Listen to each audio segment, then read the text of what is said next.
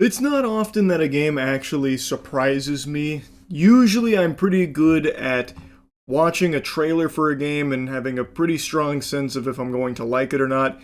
I always do approach them with open mind and open cheeks. I'm always willing to be, proven wrong on my preconceptions coming in, whether it's positive or negative. If there's something I think I'm going to love but ends up being trash, I'm more than willing to take that on the chin, or vice versa. If there's something I go in expecting abominable dog shit, but then I get served a wonderful, tasty cuisine, I don't just stubbornly stick and cling to what I expected going in. Point is, like your mother's legs, I'm always open. It's very rare, though, for a game to completely blindside me. And that's what just happened with High on Life 2. I fucking hated the first High on Life. I despised it. There was pretty much nothing in that game I liked other than the idea behind the guns, because it reminded me of Oddworld. But everything sucked major ass. It sucked farts through a crazy straw. I couldn't stand playing it. It was janky. It was boring. The writing didn't make me laugh. None of the characters ever shut the fuck up for even a second. It was just unrelenting cringe, and I just felt like the game overall was a snooze fest. I didn't like anything about the first High on Life. And High on Life 2 gets announced, and it looked a little better, but I thought for sure there's no way this was going to win me over. There's no way I was going to like it. But since I play like every game ever made for my gaming channel, I gave all of them a fair shake. I, of course, checked out High on Life 2. Much to my delight, the game actually slaps. But it has one unforgivable sin, and if you've seen any of the reviews, you already know what I'm going to mention: the performance.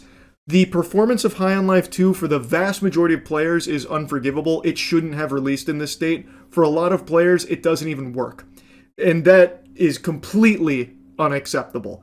They should have given this a little bit more time to bake in order to iron out those performance issues that so many players have been having. I've read that they've gotten a little better for some people, but still that doesn't excuse releasing a broken product. So that, of course, is a non-starter for a very good reason for a lot of people.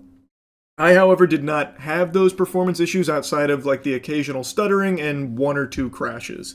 So I got lucky in that regard, but I also have a fucking monster of a PC. So I want to give you my thoughts on it, and if you want to see the whole playthrough, it's up on Moist Critical Gaming. Go subscribe. Basically every game ever made, I'm playing over there. Anyway, High on Life 2 is such a significant improvement in every possible area over the first one. It is much more fun to play, and I think the main thing that contributes to that is their emphasis on movement. So in High on Life 2, you have a skateboard. You get it very, very early. And the skateboard is fun. It is fast. It gives you movement options. You get air dash. You get grinds and shit. There's a lot that you can do with the skateboard that makes the movement feel very, very fast, which is great. But it's not just that that's an improvement. So let's take it from the top. So, I actually cared about the story and the characters in this one, which I would have never expected going into this because I hated every character in the first High on Life. But somehow in this one, it works. They had like a complete overhaul of their approach to writing characters and writing jokes and just the world around High on Life 2, and it works so much better. The way I describe this game is a modern 360 title. Every second I spent playing High on Life 2, I felt like I was in middle school again playing the Xbox 360 with some kind of wacky, zany game. It was really, really creative, especially its boss fights. Like, there is a boss in here that shrinks down to Ant-Man size, and you have to follow him by following his coffee stains that he leaves behind, which isn't the most creative part, but what happens is, when you do take down his health bar, you do, throw him up against the lockers and shake him down for his lunch money. He has a phase 2, but not in the way you think.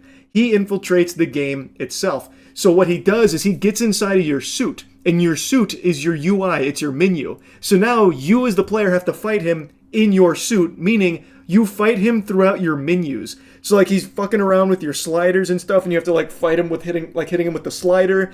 He's messing around with like character dialogue because there's an option to turn it up or off, which that's a great quality of life feature there. And he turns it to ultra, so you immediately just start like, you get panicked because the last thing you want is every character to go back to like High on Life 1 level where they won't shut the fuck up. And he's like exploiting that, and you have to like fight him to stop him from doing that. It is so creative. And then there's so many like mini games in that fight. So like there's a section where you have to like chase him through like your face mask, and the only way to get him is like you have to stab yourself in the eye with knifey.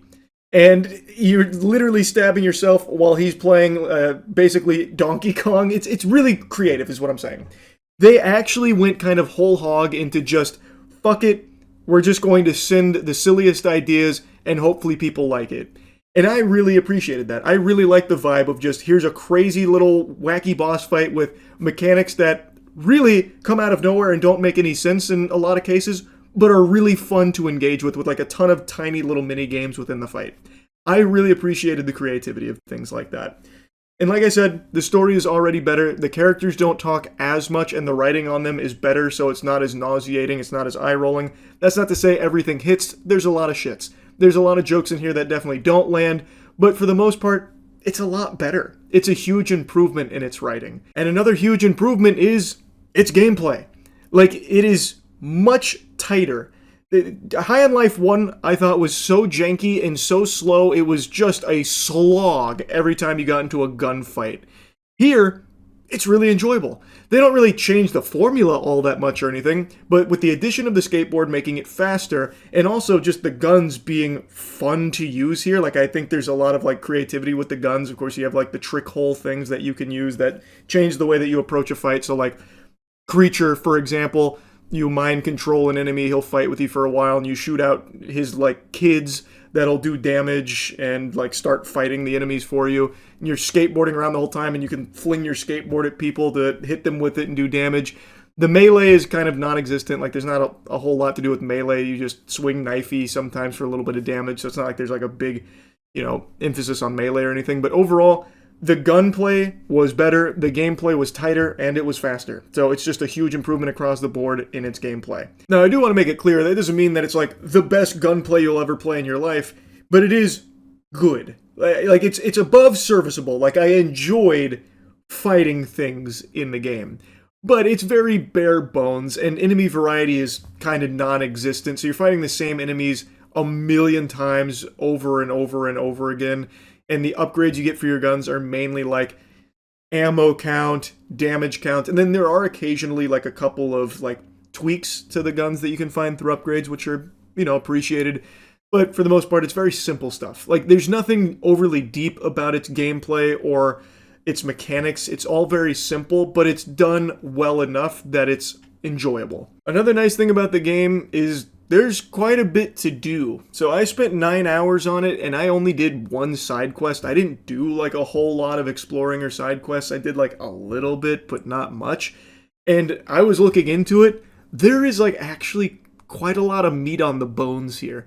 There is a handful of like important stuff outside of the main story, and a lot of like really creative things as well. So like there's an escape room that you can do, which is completely optional. I didn't even find it in my playthrough, even when I was exploring.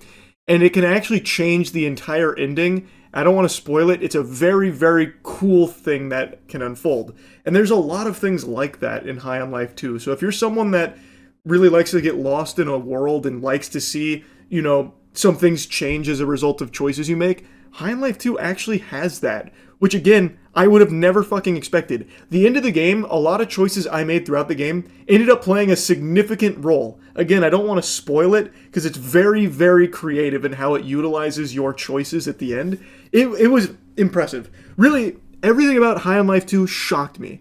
Because, again, I hated the first one, and I had no expectations at all with this one. And I was kind of blown away. Now, not to get like carried away here, the game isn't like, a masterpiece or anything. It's still got plenty of flaws. And like I said, it is a very, very simple game.